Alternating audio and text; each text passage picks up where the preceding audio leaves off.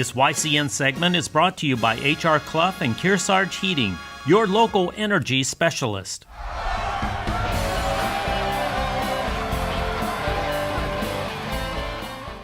Welcome back, YCN Sports Talk. Jeremy Stout, Andrew Zerhide. We are here at Ramuntos in Claremont, and we couldn't help ourselves. We had to take some of this pizza. It is really good. It is good, yeah. Look at those toppings. Got a lot of them. Let me try and read these off to you. We have the name of the pizza is the Skeeto.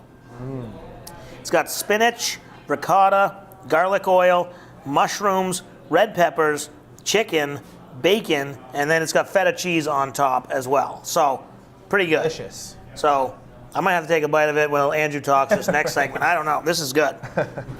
All right, so let's get into the rest of the Patriots. We wrapped up the season, unfortunately losing in the Super Bowl, and disappointment all around. Like you said, it's almost worse to lose in the Super Bowl than not get there at all. On the horizon, they're losing both coordinators. Yeah. How much do you think that has an effect on the team? Obviously, Matt Patricia, that defense, we could get anybody to do his job. Right. I think both these coordinators have been with the team a long time. I think most teams, it would be a big change, but I think with a guy like Bill Belichick, I think he's going to get the coordinators that are going to basically fall into exactly what he wants them to do. He's still the head guy. I don't think necessarily the coordinators under Bill Belichick will have a huge change. Matt Patricia, obviously big on the defense, and guy like McDaniels, he built a great relationship with Tom Brady. Right. You've seen at times they would get upset at each other, yell at each other, but then a minute later they'd be best buds working on the next play. So, I think relationships with the players, I think maybe that'll take a little bit of a hit. But for the most part, I think under Bill Belichick, it's probably going to be about the same system. Well, it's Belichick. He's got his fingers on everything. He's involved in everything. And I know Patricia or McDaniels might be calling the actual plays, so that might take a little while. But you've got the game plan in place, and I think that'll be okay.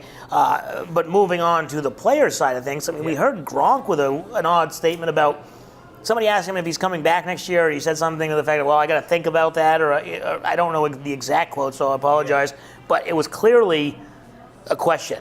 It seemed like. Now, was that just the heat of the moment, or do you think, he had that big concussion, he's gotten hurt before. Right. Is he really thinking, maybe not this year, but going to be one of those guys who retires early? What is he, 29 years old, I think? Not very old. I think, he's really arguably the best tight end to ever play the position. Yeah. You saw in the Super Bowl, he had a huge game. What did he catch? 2 Second touchdowns? Half, he just that one exploded. touchdown in the end zone, kind of over his shoulder. Yeah. Unbelievable play. That would be a huge loss for the Pats. I think more than losing the 2 coordinators, absolutely. 29 years old, I think a lot of guys, when they get to be about 30, they start to think about hanging the cleats up.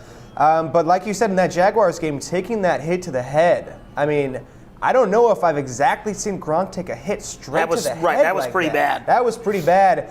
And I heard some rumors, maybe some people in his family are trying to get him to retire. With all the success he's had and the money he's made, some normal people who aren't athletes might say, why not? You have all the money, right? You're successful. You can probably be some kind of commentator on ESPN. Yep. He's a very likable guy. Yep. I really hope he doesn't retire. But yeah, that was kind of a weird response. He did kind of hint at it. Because I think the question kind of caught him off guard, and instead of just not saying anything, he kind of blurted out what he was thinking. And, and you're right, the money thing, he's had a really good job. I guess he's done a really good job keeping his money, and he's known for saving all his endorsement money, and he doesn't spend it. So you wonder, and his dad has a big influence in his life, and you wonder if that's kind of talking in his ear, that's saying, hey, let's kind of wrap this thing up. So overall, nothing to worry about next year. The division's probably still not going to be that great. Right. They're still the favorites in the AFC East, and then right now they're still the favorites to win the whole Super Bowl again.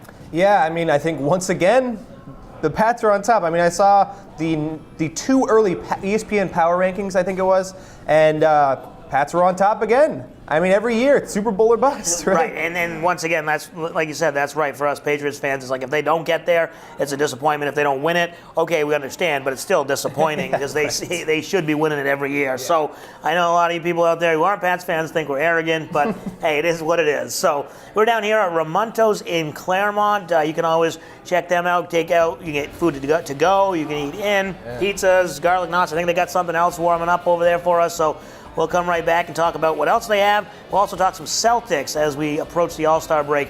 You're watching YCN Sports Talk.